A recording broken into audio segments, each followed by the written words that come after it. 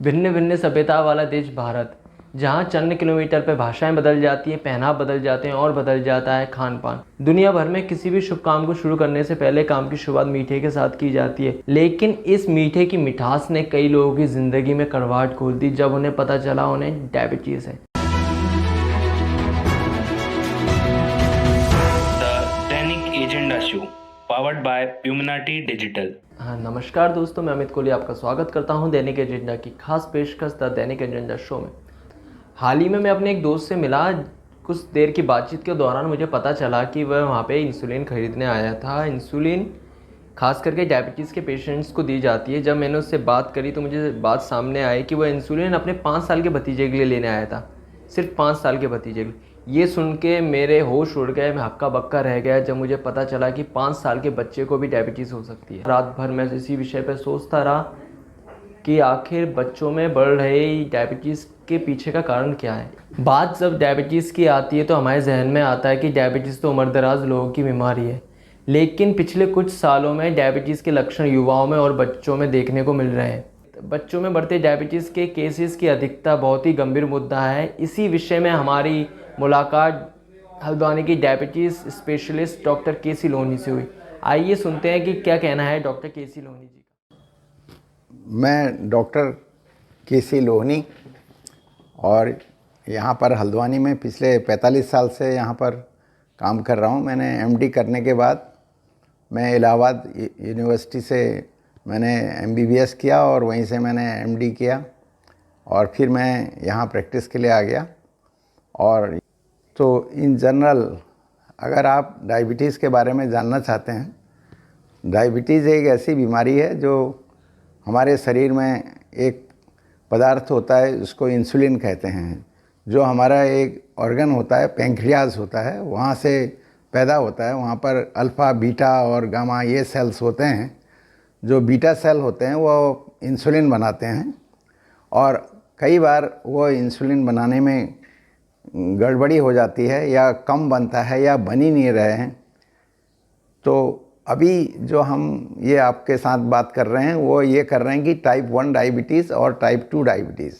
Type 1 diabetes छोटे as में होती है और कभी कभी हमें बड़े एज में भी ये चीज़ नज़र आती है।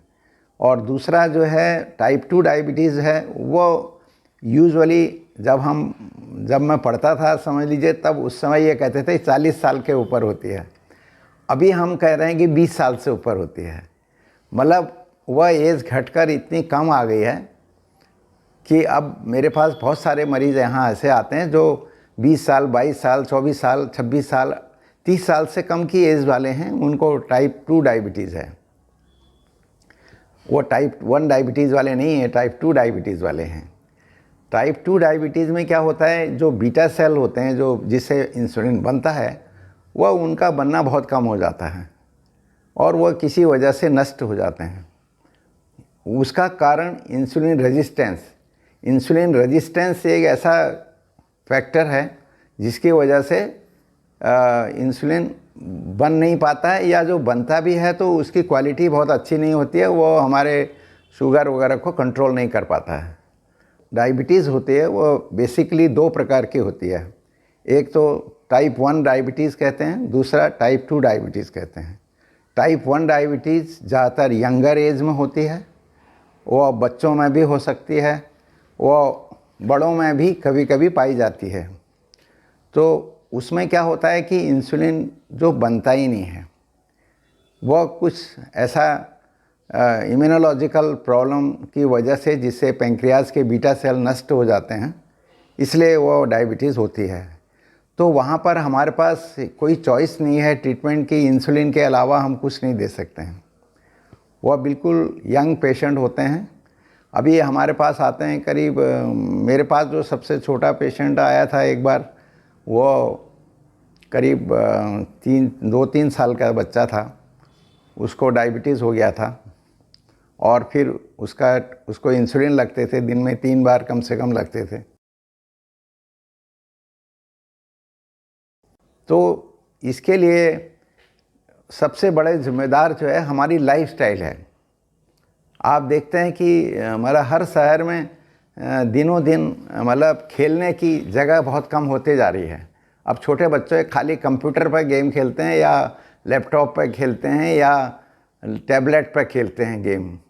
बाहर उनके पास क्रिकेट खेलना या कोई भी गेम खेलना उनके लिए बहुत मुश्किल काम हो गया है। ये सबसे मुख्य कारण हमें लगता है डायबिटीज़ का, क्योंकि लोग जो है और हमारे पास इतने व्हीकल्स हो गए हैं। हमारे बच्चा छोटा सा ज़रा सा बड़ा हो जाता है तो 12-14 साल की उम्र में वो स्कूटी चलाने लगता है, और साइकिल चलाना तो छूट ही गया है। जो साइकिल आप खाली एक फैशन जैसा है कि जो साइकिल चलाते हैं वो छोटे बच्चे जो चलाना सीखते हैं, उसके बाद जो बड़े ज़रा सा बड़े बच्चे होते हैं वो साइकिल नहीं चलाते हैं, उनको स्कूटी चाहिए। तो उनका चलना फिरना कम हो गया। उनका गेम खेलने के लिए स्कूलों में, जितने भी स्कूल आप देखें, बहुत कम स्कूल हैं जिनके पास प्लेग्राउंड हैं। प्लेग्राउंड है ही नहीं मेजॉरिटी ऑफ द स्कूल्स में। जो बहुत पुराने स्कूल हैं जिनके पास पूरी बहुत बड़ी प्रॉपर्टी है, उनको छोड़ दीजिए आप, तो बाकी उनके पास प्लेग्राउंड है ही नहीं। और दूसरा जो है, हमारे मोहल्ले में, हमारे घर के आसपास कोई जगह नहीं है जहाँ वो खेलें, जहाँ कुछ काम करें, जिससे कि उनकी जो इंसुलिन सेंसिटिविटी है, जो इंसुलिन रेजिस्टेंस, ये इसी वजह से उनको डायबिटीज़ हो रहा है। मेरा कहना है।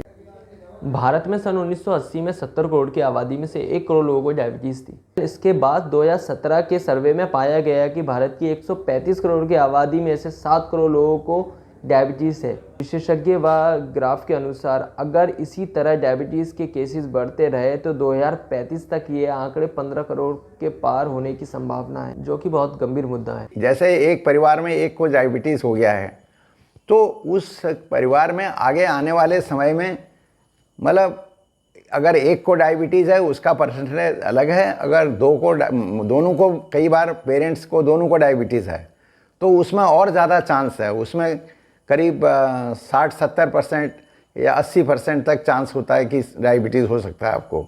और अगर एक को है तो वह करीब 50% तक चांस हो सकता है। तो ये एक बहुत बड़ी वो तो अब जैसे पॉपुलेशन डायबिटीज़ की बढ़ती जाएगी तो ये इंसिडेंस और बढ़ेंगे। अगर किसी की माँ को या पिता को डायबिटीज़ है तो उनमें अगर शुरू से उनकी जो लाइफस्टाइल चेंज कर दी जाए तो डायबिटीज़ डेवलप होने की एज उनकी आगे बढ़ जाएगी, मतलब देर में होगा अगर होगा भी तो। अगर वो ऐसा नहीं करेंगे तो बहुत जल्दी उनको डायबिटीज़ हो जाएगा। बहुत साल पहले इंडिया से काफ़ी पब्लिकेशन हुए थे जिनको एक पैंक्रियाटिक डायबिटीज़ कहा गया था। वो इंडिया में बहुत हुआ था, और बल्कि एक डॉक्टर त्रिपाठी थे उड़ीसा में, वहाँ पर वो प्रोफेसर थे, उन्होंने हम लोगों को भी काफ़ी लेक्चर दिए हैं। तो उन्होंने ये बात का रिसर्च किया था कि ये डायबिटीज़ जो पैंक्रियाटिक कैलकुलस डायबिटीज़, उसमें पैंक्रियाज में पथरी हो जाती हैं और उनको ये डायबिटीज़ हो जाती है कुपोषण से। ये एक अलग क्लास है डायबिटीज़ का। लेकिन अब वह कुपोषण वाली डायबिटीज़ देखने को बहुत कम मिलती है। मुझे पहले कभी कभी कुछ मिले थे ऐसे मरीज़, लेकिन अब वह कुपोषण मेरे ख्याल से अब एक फैक्टर नहीं रह गया है। अब over nutrition is the main factor. तो हम जब डायबिटीज़ के मरीज़ों का इलाज लिखते हैं तो उसमें सबसे पहले लिखते हैं लाइफस्टाइल चेंज, सबसे पहला डाइट चेंज, एक रेगुलर एक्सरसाइज। ये 3 फिक्स हैं किसी पर्चे में लिखने के लिए। मेरे हर पर्चे में ये लिखा रहता है शुरू में कि ये सबसे इम्पोर्टेंट फैक्टर है। आप दवाई और जो और चीज़ें हैं वो बाद में आती हैं, लाइफस्टाइल सबसे इम्पोर्टेंट है। और मेरे कई मरीज़ हैं जिन्होंने अपनी लाइफस्टाइल चेंज की, वह 500-600 शुगर करके आए। और जब उन्होंने अपनी लाइफस्टाइल चेंज की, मैंने कई बार कहा कि भाई तुम कुछ दिन ऐसा करके देखो, तो अगर तुम 15-20 दिन 1 महीना ऐसा कर लो फिर मुझे मिलो। तो जिनका वो 500-600 आ रहा था वो उनका बिल्कुल नॉर्मल ब्लड शुगर आ गया। घरेलू नुस्खा सबसे बड़ा तो यही है कि आप अपने खान पान पर ध्यान रखो, ज़्यादा मत खाओ, अपना वेट पर काबू रखो, वेट कंट्रोल रखो। Weight control is a very important factor. घरेलू नुस्खा यही सबसे ज़्यादा मैं बताता हूँ। वैसे कुछ चीज़ें हमारे जो देश में बहुत चीज़ें हैं जो एक पारंपरिक रूप से उनका सेवन होता था पहले। जैसे मेथी है, मेथी एंटी डायबिटिक ड्रग है। नीम है, नीम भी एंटी डायबिटिक ड्रग है। मतलब अगर नीम, अब नीम कैसे लोग खाते थे पहले, और ये मेथी के लड्डू बनाते थे। मैं जब अपने गांव में था तो वहाँ मेथी के लड्डू जाड़ों में सब बनाते थे घरों में, और उसमें चीनी उनी नहीं डालते थे, क्योंकि चीनी डाल के तो फिर वो डायबिटोजेनिक हो जाएगा। जैसे यहाँ बाज़ार में जो मेथी के लड्डू आते हैं, ज़्यादातर वो मीठा मिला के ऐसे आते हैं। और ऐसे कई और हमारे पास जड़ी बूटियाँ हैं जिनसे डायबिटीज़ कम हो सकता है। ऐसा ज़रूर है, मैं ये नहीं मानता हूँ कि नहीं है, खाली एलोपैथिक दवाई ही सब हैं, मैं नहीं कहूँगा। लेकिन एलोपैथिक में तो जो भी काम होता है वो रिसर्च से होता है। जब रिसर्च होती है, जब उससे पास होता है कि हाँ भाई ये ठीक है, इससे कोई एडवर्स इफेक्ट नहीं, तभी हम उसको यूज़ करते हैं। इसलिए एलोपैथिक फुल प्रूफ माना जाता है। सही है। और टाइप 1 डायबिटीज़ में तो यही होता है कि जहाँ इंसुलिन बन ही नहीं रहा है, वो जो हमारे हिस्ट्री है जो इंसुलिन की, उसमें जो पुराने हमारे पास फोटोग्राफ्स हैं सब पुराने ज़माने के, उनमें यही दिखा था बच्चा बिल्कुल मरने को हो गया, कैकेक्सिक हो गया। और जब उसका हमने इंसुलिन लगा, जब पहले इंसुलिन चला जो उस बच्चे पर, उस बच्चे का फ़ोटो, बात का वो फ़ोटो आज से करीब 70-80 साल पुराने हैं। तो वह कनाडा में हुआ था। वह जगह भी मैं एक बार गया था, वहाँ मुझे मौका लगा वो जगह में देखने का, जहाँ वो इंसुलिन सबसे पहले बना था, उन्होंने इंजेक्शन लगाया था। तो वह बच्चा फिर बाद में उसके बहुत अच्छी हेल्थ हो गई, सब ये हो गया, जबकि वो बहुत क्रूड टाइप के इंसुलिन लगा था उस समय। सबसे पहला सावधानी तो ये बरतना चाहिए हमें, जो खान पान में विशेष रूप से ध्यान रखना चाहिए।